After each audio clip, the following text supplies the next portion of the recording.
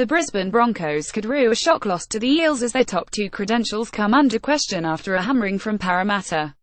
The Eels were almost impossible to stop in a tremendous first half, illustrated perfectly by the unstoppable Semi Radradra, who provided a potential last glimpse of his immense talent before the finals and his end-of-season move to French Rugby Union. Although they returned to winning ways in clinical fashion against the Gold Coast Titans last week, beating the beleaguered club 308, the Eels were not too far removed from the side that lost convincingly to the Knights just 2 weeks prior, and they needed a quick start against the high-flying Broncos on enemy turf. They could not have asked for a better start when wing Akira Somia Uvaa crossed in the first minute after a Broncos error, and then again when France-bound Semi Radradra crossed just 6 minutes later to help his side out to a 120 lead early in the contest. Radradra would provide another glimpse of the talent the Eels are losing when he leapt high and planted the ball down for a second try in the 14th minute to extend the Eels' lead to 160 and leave the Broncos shell-shocked.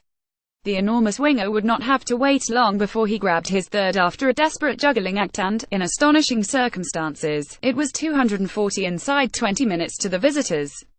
Having lost just 2 of their previous 11 games at the ground, Suncorp Stadium had loomed as a defendable fortress for the Broncos on the run into the finals campaign, but what few could have anticipated was the obliteration the Parramatta Eels would dish out in a stunning opening 20-minute rampage.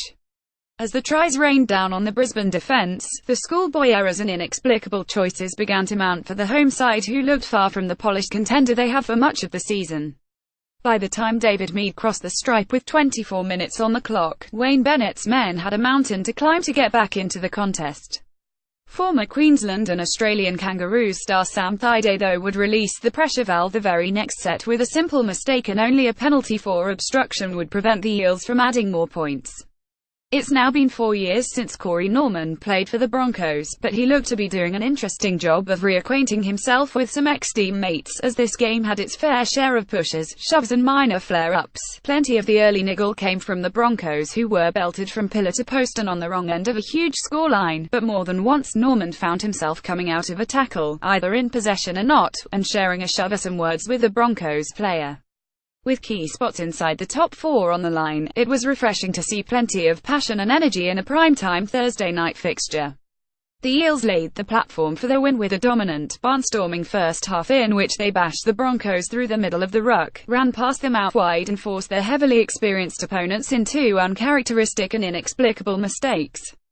A mistake from Adam Blair on the first hit-up off the kickoff set the tone as the Eels scooted straight over to score, and the shell-shocked Broncos spent most of the rest of the half looking like they had few answers for the mobility, pace and ball movement of Parramatta. There aren't too many players who conjure images of the great Jonah Lomu in full flight, but Semi Radradra is about as close as I've seen to a replica of the great All Black legend in full stride. It's perhaps fitting that helps off the play Rugby Union in France once his time with the Parramatta Eels is up this season, but Semi Radradra has left us with a number of memories and highlight reel moments on his way to a fortress performance at Suncorp Stadium.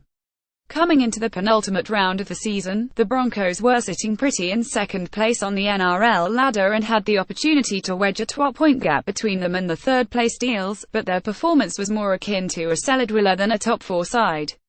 While the Storm put 42 points on the Broncos in a win back in round 17 this season, it has been 4 years since the Broncos conceded 50 points in a game. The last time came back in 2013 when the Warriors managed a 5,618 win at Suncorp Stadium. They managed to grab themselves some consolation points late, but the fact remains that the Eels were dominant, grabbed a vital win and injected some further credibility into their finals charge. Most Broncos fans will want to chalk this one up to experience and move on quickly, but the question has to be asked, are the Broncos the real deal? What were your highlights from the Eels' big win over the Broncos? Let us know in the comments below. Want to share your opinion? Why not write for us? Previous post, next post, next.